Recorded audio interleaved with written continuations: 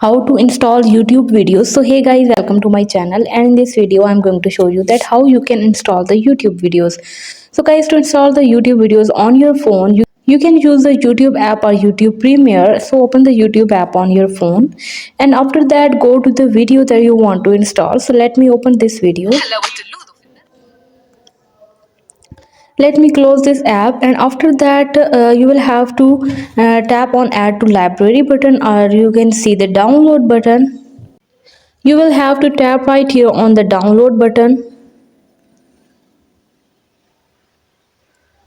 So after downloading that video will be appear into your phone's library setting. So this is how you can easily install the video on your YouTube.